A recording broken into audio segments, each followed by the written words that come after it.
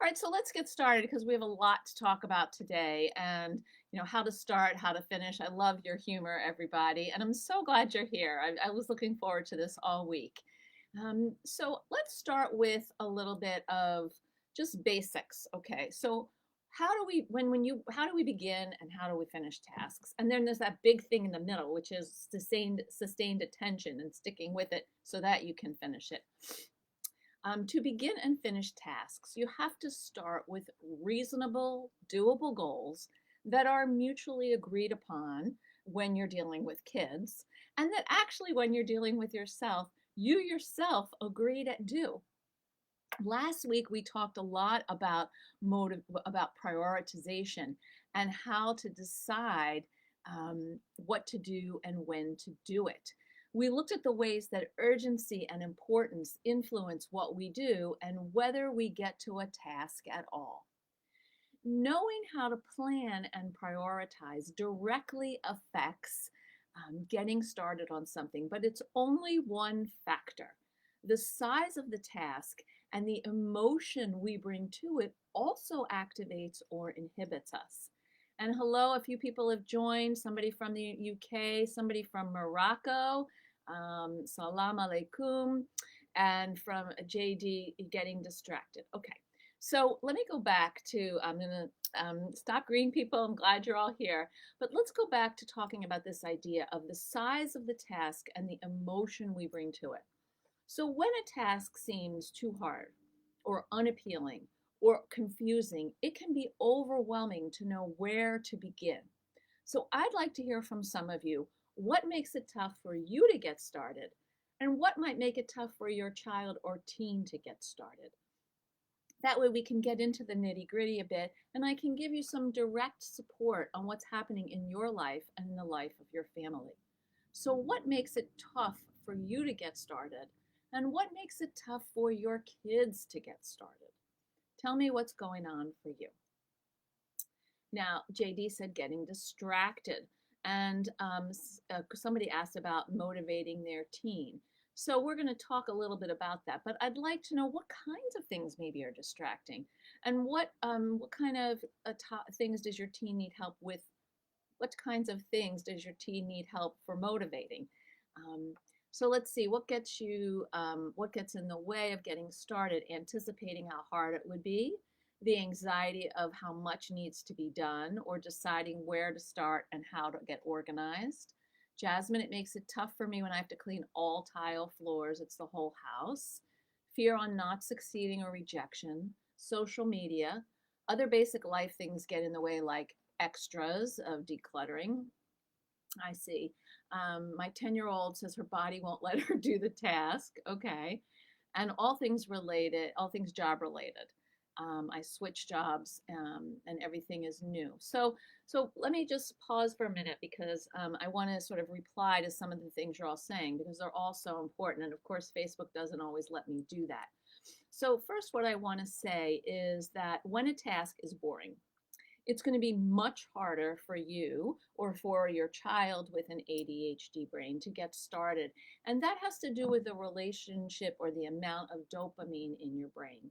Dopamine is that neurotransmitter that is really affected by when in people who in brains with ADHD. It can be lower or it can be slower responding.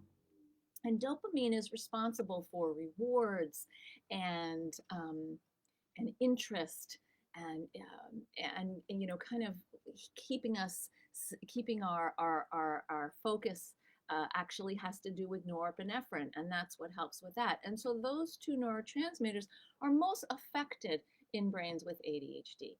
And so when kids say their body won't let them do it, it's because they're lacking that motivation.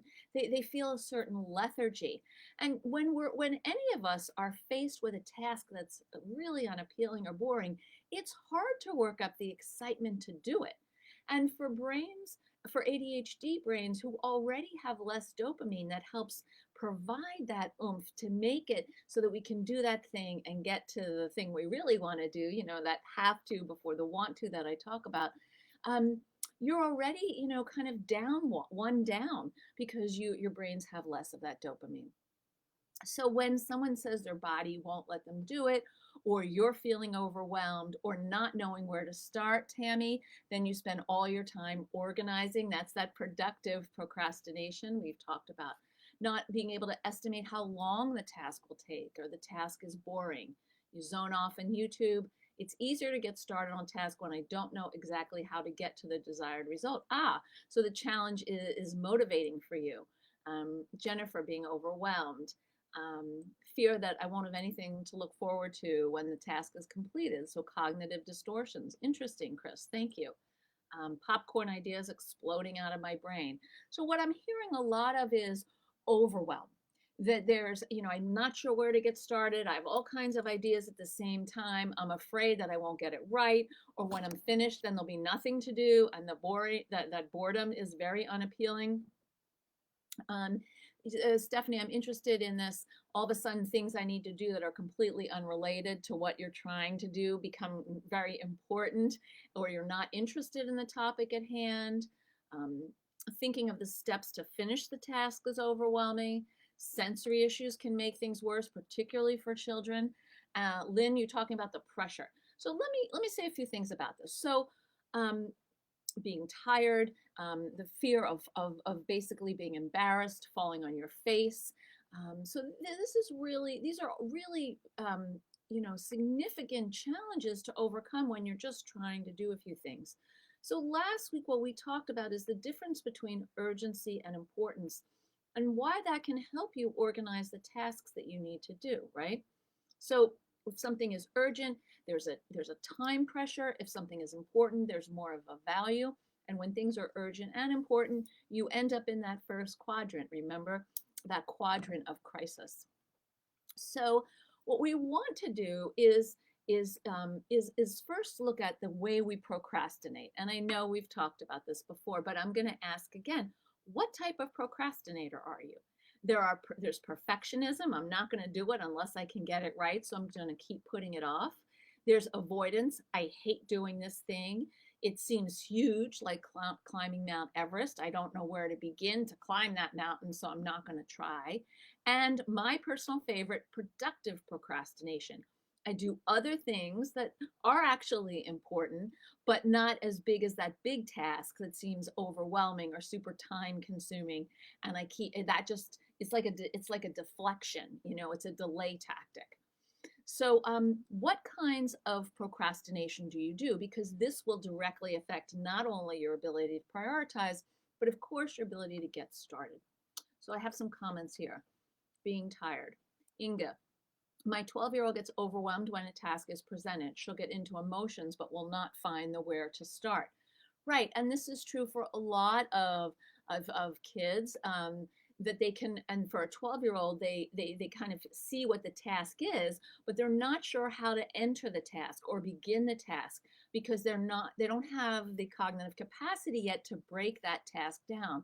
And I think someone mentioned earlier that breaking tasks down is hard. And that's exactly the thing you need to do to improve initiation. You want to break things down into achievable parts that aren't so intimidating. So it's not just one thing at a time, but it's one small thing, and then another small thing, and then another small thing until the sum of the task is completed. And no size is too small. And this is really important for children or teens because they won't start something because it's not going to make a difference. And the thing is, it doesn't make a difference because you have to add up all those little things together. So we want to figure out, what does this task require? What are the things that I need in order to do this task? And when I say what's the task require, like what does the task actually, what's it made of? And what are the things I need to do this task? And a higher level approach is to actually consider how long do I think this task will be? And these are things that are very difficult for children and also for many adults with ADHD. So let me get to some of your comments because I'd really like to respond.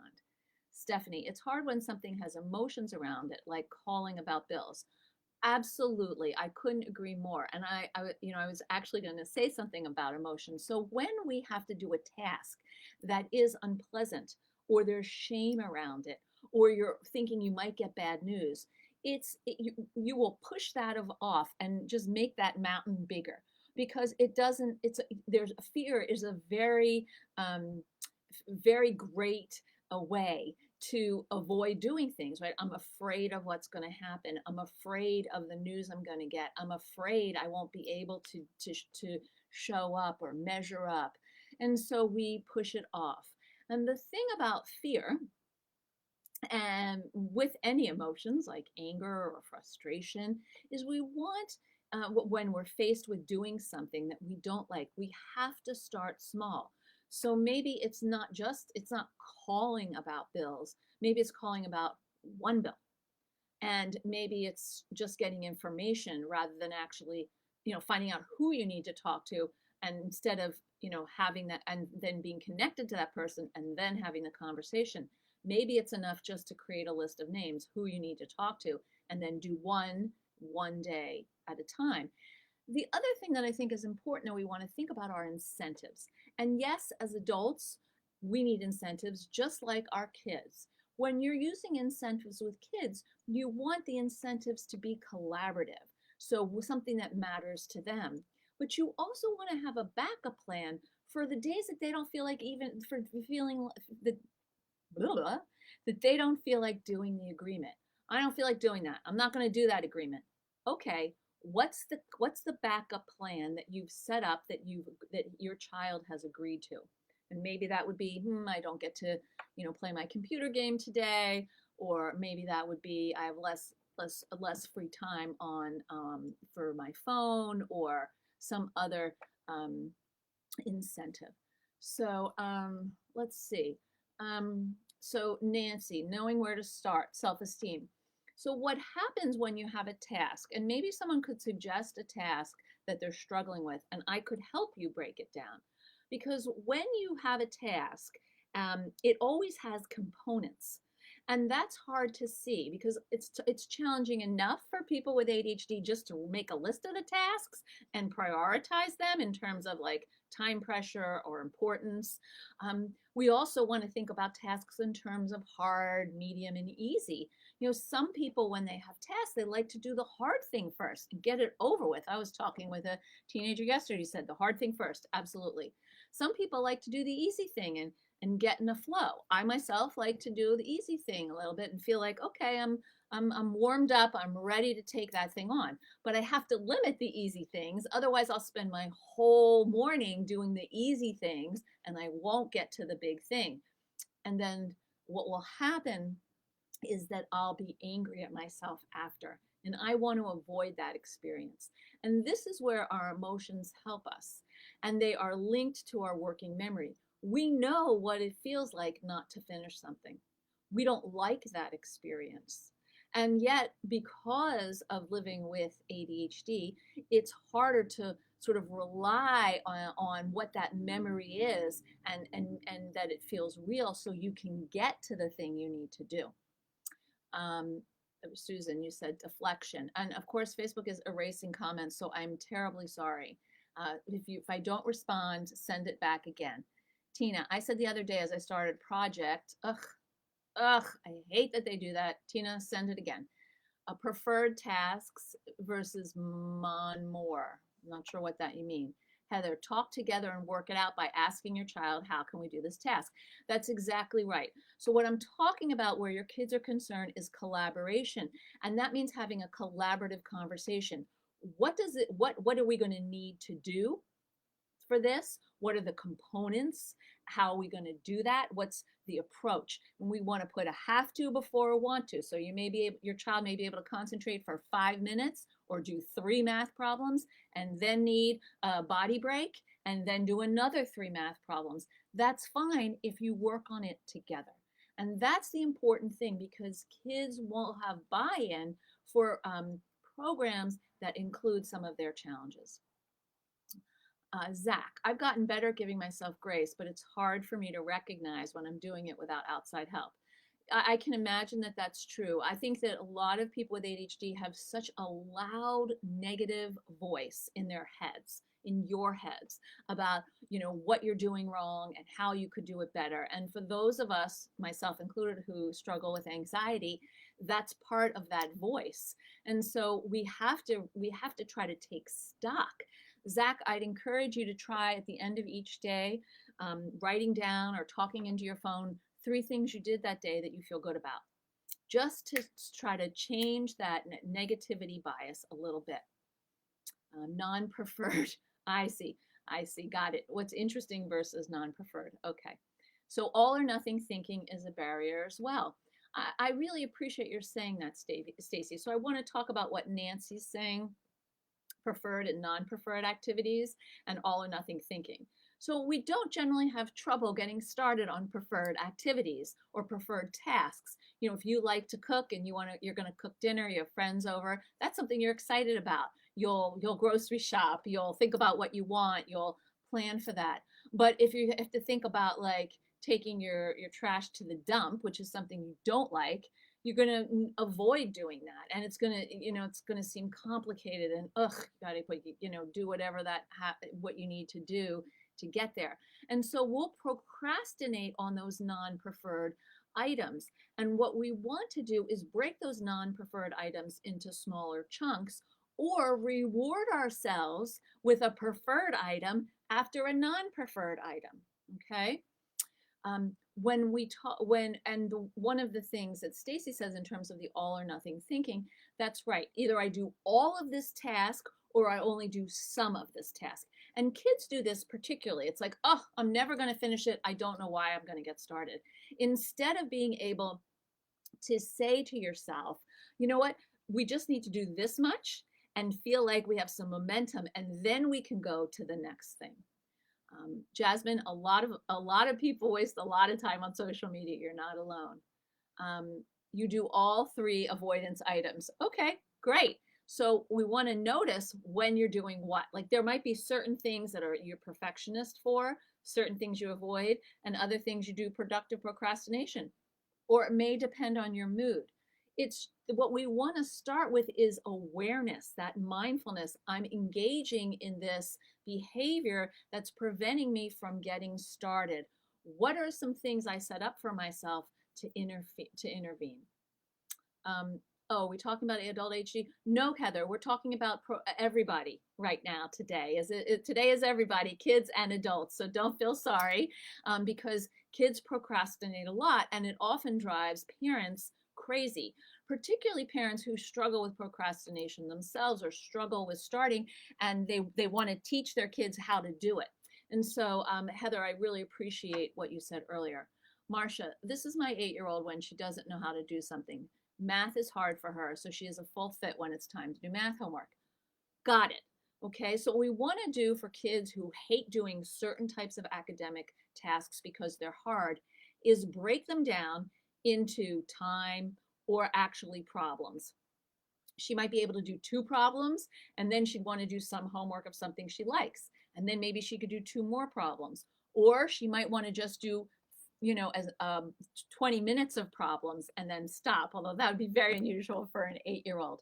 So we want to try to set up some kind of system where you do the unpreferred task and then have an incentive or a preferred task that you can relax and enjoy, so that there's a flow. Okay. And it's worth talking to our kids. Like how do you like to work? Is it that easy, medium, hard? Is it hard and then medium and easy? What is the way you like to do tasks, and what tasks do you assign to hard? So Marcia, for your 8-year-old, it would be math. Randy, this is the writer of Wait and Why, but he has a cartoon explanation of procrastination. We'll add info when the talk is done. Thank you so much, Randy, or just add it now, and Annie can add some stuff to that. Gemma, my 7-year-old has traits of ADHD, and I'm convinced he's got ODD also. I'm so tired and exhausted as to how to deal with his unpredictable behavior. He's angry, loud, screaming noises, does stimming when excited, refuses to do homework if he's not interested in that topic, never completes a task, loses interest within minutes. Does any of this sound familiar? I would say this probably sounds familiar to many people. And I want you to remember something.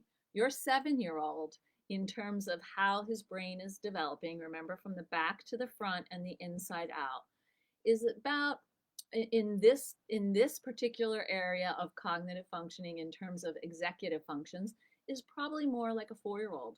And you would have very different expectations for a 4-year-old than a 7-year-old.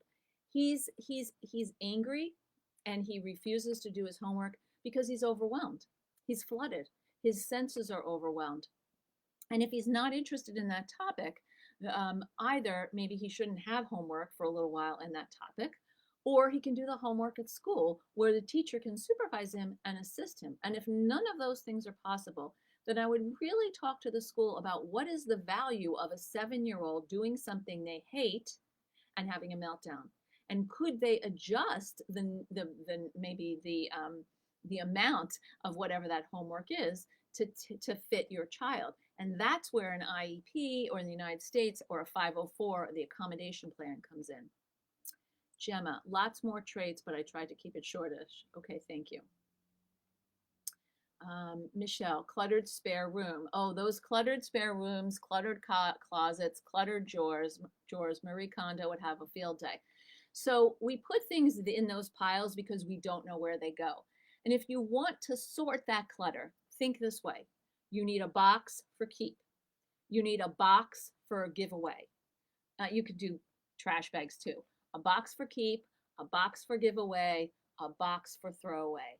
And then sometimes you need a maybe bag. Like, I'm not sure. I know I want to keep this. I'm not sure about that. I definitely don't want that. And this has holes in it and is it's on its last leg. I'm going to throw that out. We need to have that maybe container because then you can come back to it.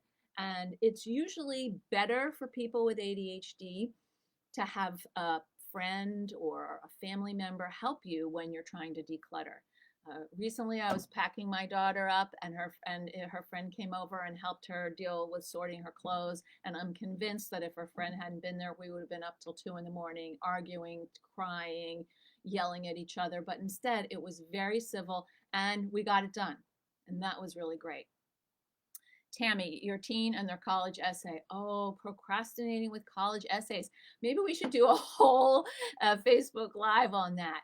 So kids procrastinate about their college essays for a whole number of reasons. 1, will I get into the school? 2, am I good enough? So much has to be perfect about this essay because everyone says your essay is the most important part of your application. It's just debilitating. And so what we want to do to help our kids is to break the task down. And sometimes you might be able to do that, and sometimes they might do better if you can afford it with a tutor or somebody who works with teens on college essays. Maybe an English teacher at school would be willing to help. I think what's useful about that is to set some specific times when the college essay is to work on the college essay or to talk about the college essay, and then not talk about it other than that, because if you bring it up all the time, it's going to increase their anxiety and get them angry. Getting ready for school, that's a great way. There's a lot of procrastinating that goes on in the morning, and one of the things that can help with morning and evening procrastination or initiation is really having a routine, and having the routine be simple and having it be linked to something they want, like an extra story or a few extra minutes awake, or maybe some screen time privileges the next day. Okay.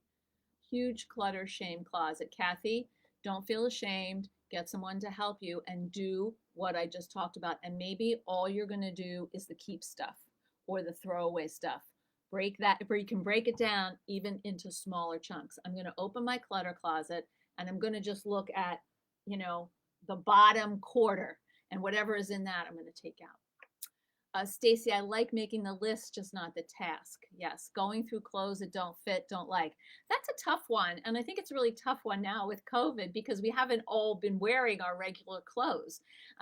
But I think clothes that don't fit, you haven't liked. I think the general bar is 2 years if you haven't worn it, or in 2 summers, I think you could get rid of it. Latte, the 2-minute rule is a trap for me. Busy work spiral. So Latte, Lynn, I'm sorry, Lynn, could you explain what the 2-minute rule is to you? taking my licensing test and studying for it, self-doubt. Right, so this is where we talk about the emotional side of initiation. When we feel stressed, when we doubt ourselves, we're not going to be able to concentrate as well. We're not going to want to sit down and do the thing because it's unpleasant, because there's this looming, goal. But then if we don't do it, there's this looming goal. So it's kind of like a lose-lose proposition. And I think that, when you're facing a big exam like that, Tammy, take a deep breath. You're going to take that test and you're going to pass it or you won't. And if you don't, that's okay. Plenty of people don't pass and they have to take it again. And if you do, great. So you give it your best shot. You take a prep course, you follow the instructions, get an accountability buddy. And I think this is true for lots of things that we have to do that we don't want to do. Can we have an accountability buddy? I talked to someone recently, and she was on her phone doing something that she didn't want to do around the house, and she was talking to her sister, and her sister was kind of like keeping her company. And we call that, it's an accountability buddy, but it's also a body double. And this is what kids need. When you say pick up your room, they'll pick up three things and then they'll get distracted by one of those things and they'll just hang out with that thing. But you could sit there and you can say, if you pick things off the floor and they're clean, I'll be the folder. Put some music on, do it together. And that way you can kind of help keep them on track. You can also have a relatively pleasant time.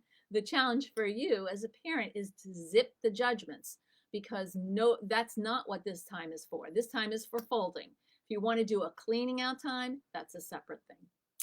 Claire, clean your bedroom. Didn't realize that my daughter didn't know where to begin, so now I give systematic instructions. As she emerges into young adulthood, she hates the systematic approach, but I know she needs it. Excellent, Claire. Sometimes kids actually just need a little list, like pick up your socks, then put your pajamas away or whatever it is. It is important to give systematic instructions. And what happens for tweens and adolescents is part of the adolescent pushback is don't tell me what to do, but they need it. And so that's the complicated part. There's this push-pull, like, I don't want to listen to what you have to say, but I actually can't do this on my own. I need help. And so talking about it together and collaborating will actually get you the results you need. Yes, Jennifer, okay. Zachary, it's hard for me to decide when is good enough. So for you, I think one of the things, Zachary, is forget about good enough. Just whatever is okay or fun or good. Doesn't have to be good enough. Whatever went relatively well, you're going to put on your 3 list. Okay, Zachary, I was wondering, how do you recognize what kind of break you need in between and for how long? Okay, so what you want to do is think about, for me, and I think it's different for adults and for kids, and then teens are somewhere in the middle.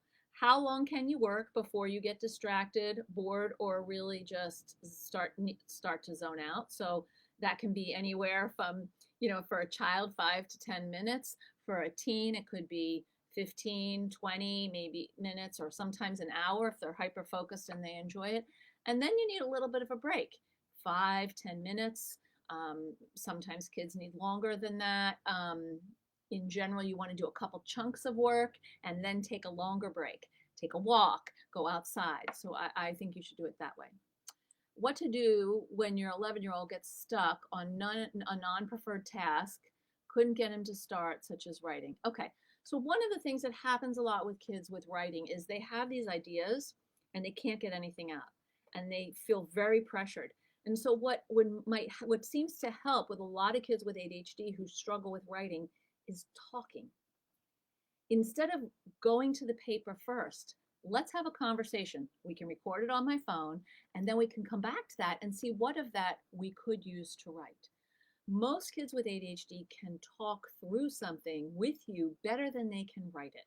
Writing involves all 11 executive functioning skills at the same time. It's very, very challenging, but talking can be easier. So I would start with talking through.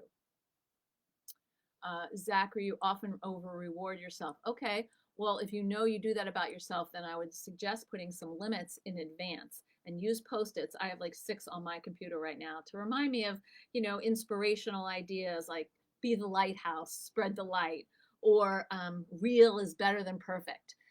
Whatever you need to help you with your rewards. Susan, I'm aware that I avoid all housework. There are two parents and four kids with ADHD in this house. God bless you. It's overwhelming and my anxiety spikes, but I hyper focus on my work. I'm very organized virtually at work and a complete basket case in my physical life.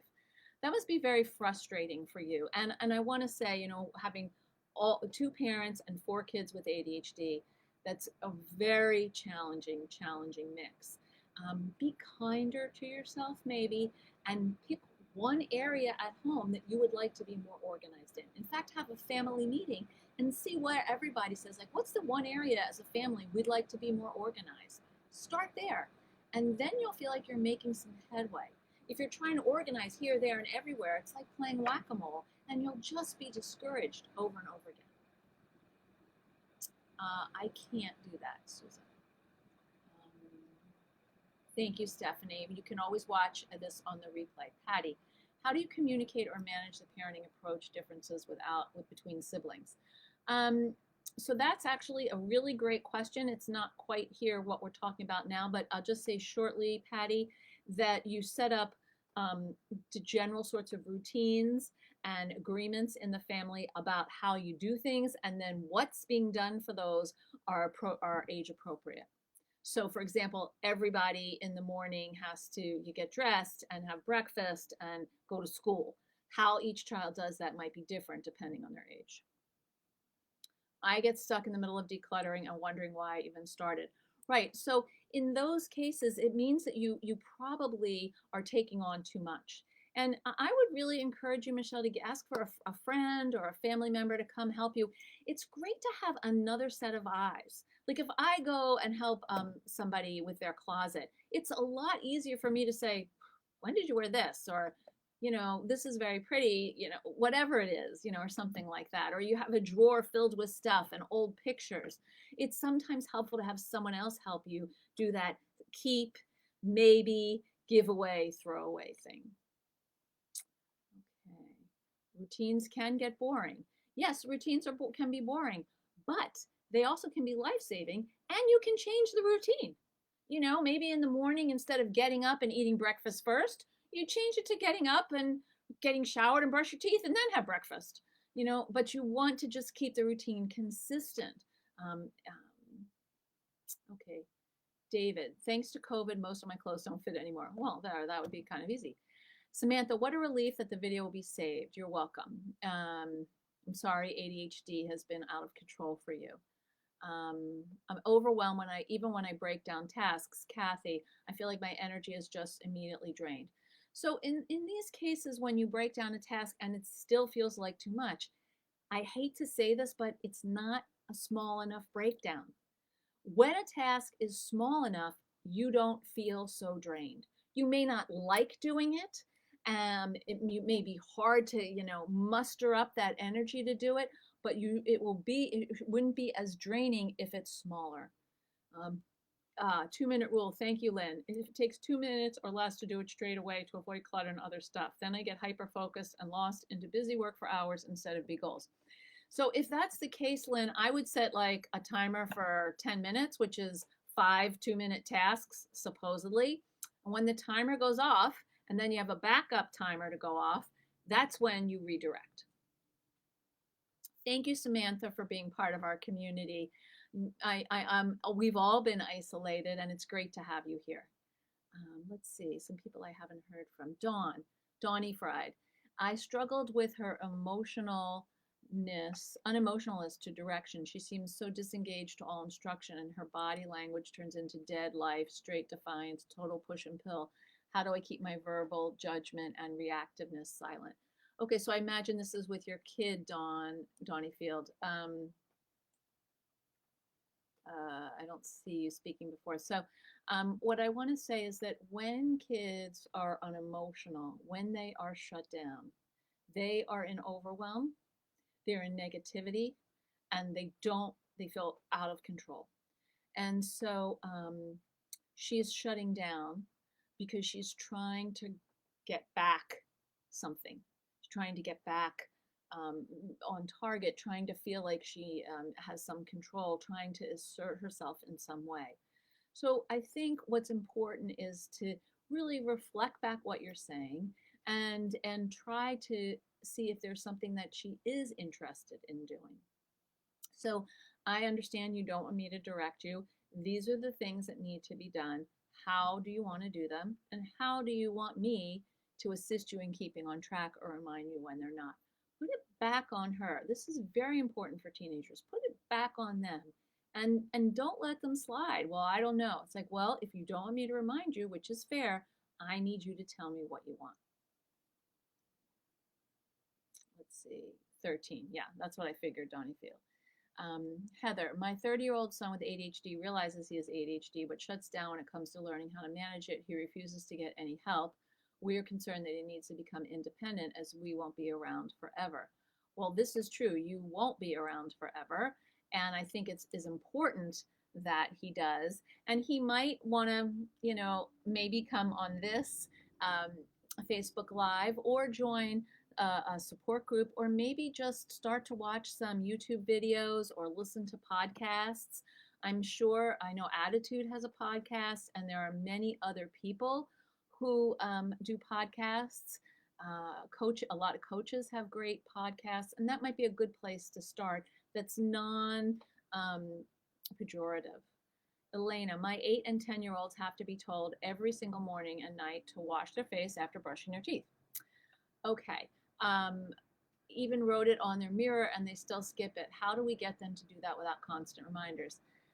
I think at 8 and 10, if we do the math, it's more like 5 and 7.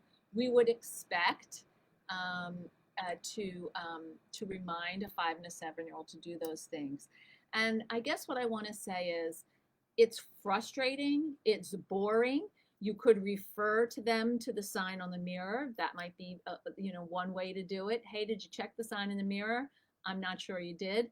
That can actually be a step beyond, or beyond the did you wash your face, because now they're actually having to check something, and that activates different kinds of thinking in our brains, and it teaches them I have to look at something to remind myself what it is to do, so they start to learn how to cue themselves. Nancy, try using language. Example, looks like you're done eating. They stop, oh, a plate, and think, oh, a plate is on the table. Right. So that's a great thing. You can also ask them, what do they see? What do you notice is still on the table? What might we want to do with that? That kind of language helps them sort of click in. Michelle, thank you. I'm glad you're here. Your entire house is a clutter zone. Hearing a lot of great ideas, just need to put them in action. That first step, baby steps, small steps, that's all you need. You just want to do one thing. You're welcome. Okay. You're welcome, Elena. Let me see, I think there were some questions I skipped. John, you turned 40 and my ADHD brain still needs to talk everything out. Thumbs up. Thank you so much for saying that. It's just zero energy. I understand that. It's hard to summon up energy for things you don't want to do. And I think that's why we have to do what we do with our kids. We put a have to before a want to. So I really want to go shopping with my friend, but I don't have any room in my closet. So maybe I should have my friend come over first one day and we can clean some stuff out and then we could go shopping. Gemma, my son becomes so overwhelmed and his sensory processing is chaotic. He comes out of school like he's been locked up all day. They refer to it as a cola bottle effect in the UK. He feels he can release everything he's suppressed all day once he's home in his safe place. This happens to so many kids, Gemma, I can't even begin to tell you. This is actually a very real phenomenon. His meltdowns can be horrendous. Plus, he lies so much. Can anyone relate? I'm so sorry for my long messages. I'm new here and just need to know. Dude, this is not all in your head. It's not all in your head, Gemma. It's real. And I think if your child is having these kinds of meltdowns after school, one, it's worth talking to the school about what's happening during the day. And two, maybe just plan for the meltdown. I worked with this one family where and the boy would come home. The mom was a single mom. She picked up both kids from school. One was the boy was 8 with ADHD. The daughter was 10. She did not have ADHD, and there was a cat involved that needed to be fed, and then she'd come home and like the son would start rolling around on the floor. Like, I have to get my zoomies out, I think, or something. And so what we decided was, instead of having him roll around on the floor and the mom being angry at him, we would plan for zoomie time. And that was time where you come home and get on the exercise bike or you roll around. I'm going to do some stretching, the mom said. The 10-year-old was like, I think I'm going to listen to some music on my iPad. But we had, planned zoomie time. And if he's melting down, are there physical things that he could do? Could he play with a basketball? Could he jump on a trampoline?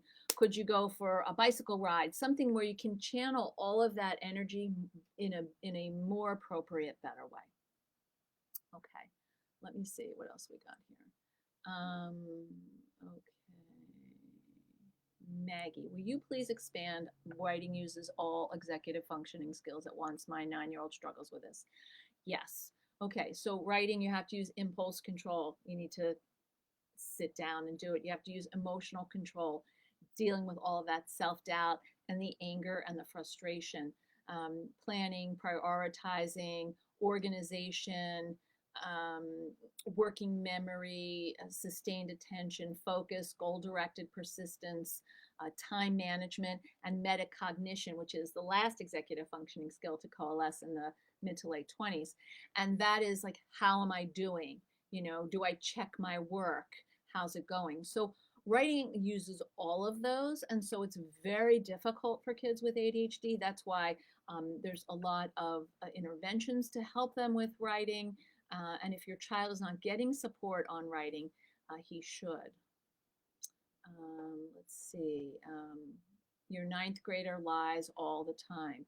So we've talked about lying in the past, but I'm happy to do a Facebook Live on lying in teenagers. I think that would be great. I'll talk with Annie about that offline. But kids lie because A, they think if they tell you a lie, maybe you'll believe it.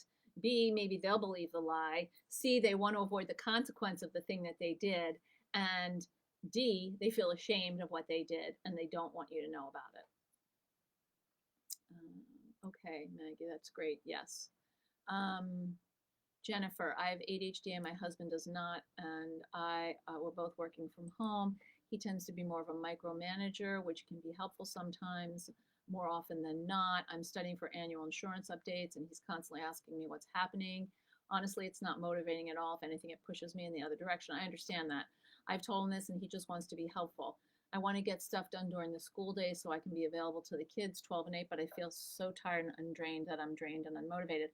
Right. So I'm guessing that it would be useful for you to think about, what ways is your husband helpful to you when you're working? And if you're working from home, do you have a laptop, and can you take it to a cafe, put your noise canceling headphones on and do some work there?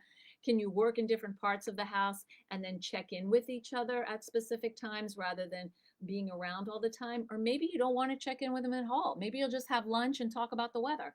So think about what would be useful to you, because it feels like you're carrying around some resentment and frustration that's actually impacting your ability to get started. Oops, I'm having some trouble seeing the next comment. Okay, hold on. Okay, yes, I'm with you on this. When fellow adults decide to micromanage, it's terrible. So it ruins the relationship. So you want to be very clear what kind of support you're asking for and what the signal is if you're asking for it. And maybe it's just a flat out, if I need your support or your help, I'll ask for it. And then do that and see how that goes. Heather, lying seems to continue into adulthood. I also see a connection with ADHD and anger issues and oppositional defiant behavior. Yes, those all travel together in one pack, and maybe at some point we can talk about them. I want to say one thing about initiation.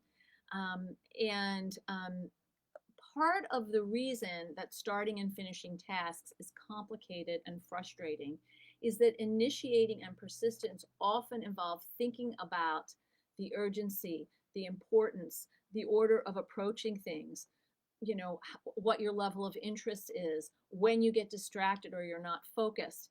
And all of these things are happening simultaneously, and each one of those things can be challenging for ADHD brains. And that's why it's so important for you to set smaller, realistic goals that may come together like puzzle pieces into something bigger, but that you have smaller things that you can say, I'm working toward, I'm making progress on, okay? Make sure you work for a specific period with a specific break, and think about a body double or an ally to help you, okay?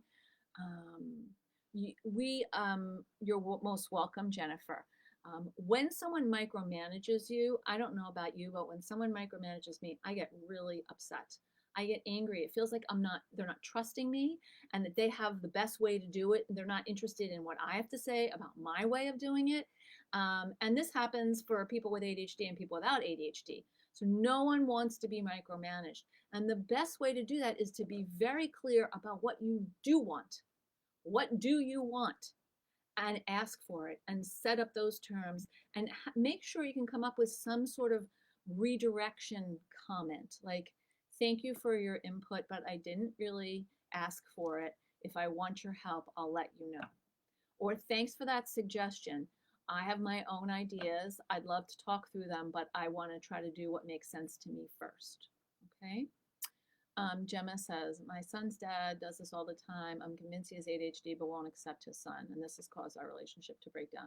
I'm sorry, Gemma. That sounds very hard.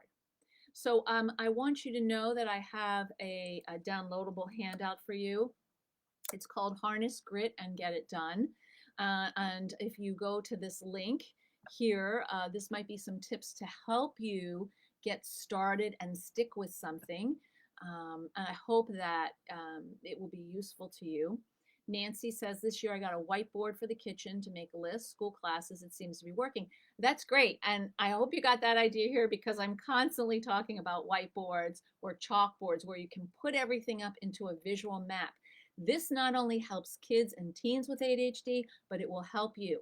And I'm going to show you something to let you know I walk the walk that I talk. Hold on. Okay. This is overwhelming, but it is my week, okay?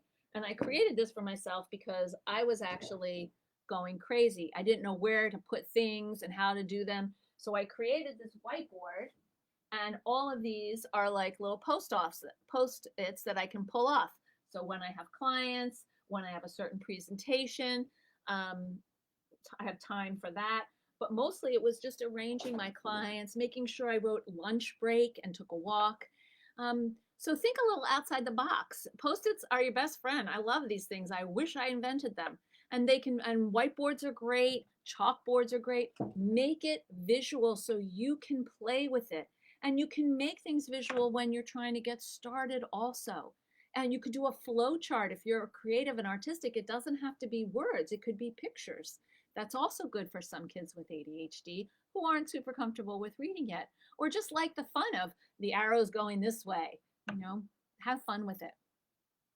What's it called when you accomplish things but not really what needs to get done? You mentioned it earlier. Yes, productive procrastination. You do other stuff that needs to get done, but you leave that really big important stuff for later. Russell Ramsey calls this procrastivity, where he talks about something nearby related to it. All right, check out my downloadable, and I'll see you all next week when we do part 3 of motivation. Looking forward to it. Have a great week. Break it down, everybody. Break it down into small, small chunks. Take care.